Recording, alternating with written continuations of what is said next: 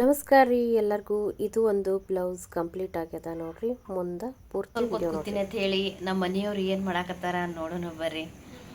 ನಾನು 300 ರೂಪಾಯಿ ಬ್ಲೌಸ್ ಹೊಲಿತೀನಿ, ಆದ್ರೆ ಅವರು ಒಂದು ದಿನಕ್ಕೆ 1200 ರೂಪಾಯಿ ದುಡಿತಾರೆ. ಆದರೂ ಕೂಡ ಸ್ವಲ್ಪನೂ ಸೊಕ್ಕ ಅಹಂಕಾರ ಅನ್ನಂಥದ್ದಿಲ್ಲ. ನಾ ಬ್ಲೌಸ್ ಹೊಲಿಯಾಕ ಕೂತೆ ಅಂತಂದ್ರೆ ಅವರು ಏನು ಮಾಡಾಕತ್ತಾರ ಅಂತೇಳಿ ನಿಮಗೆ ತೋರಿಸ್ತೀನಿ ಬರ್ರಿ. ಏನು ಮಾಡ್ಲಾತಿ ಮುದ್ದಿ? ಎದಕ್ಕೆ ಮಾಡಾತಿ ಮುದ್ದಿ?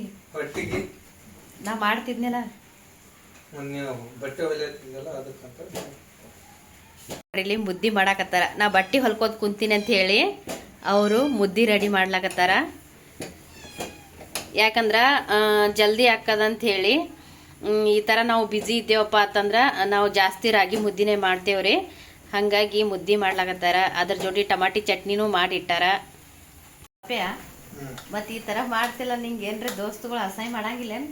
ಯಾರ ನನ್ನ ಸಂಸಾರಕ್ಕೆ ಯಾರೇ ಬಂದು ಕೊಡೋರ್ದಾರ ನಮ್ಮ ದೋಸ್ತು.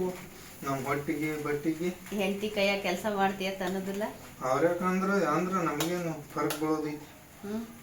ನಮ್ಮ ಸಂಸಾರಕ್ಕೆ ನಾವು ಏನಾದರೂ ಮಾಡೋದು. ನಿಂಗೆ ಬ್ಯಾಸರ ಆಗುದಿಲ್ಲ ಈ ಥರ ನಾ ಮಾಡ್ಬೇಕಲ್ಲ ಚಂತನ ಕೆಲಸ ಮಾಡಿ ಬಂದಿರ್ತೀನಿ ಮತ್ತೆ ಹೇಳಿ.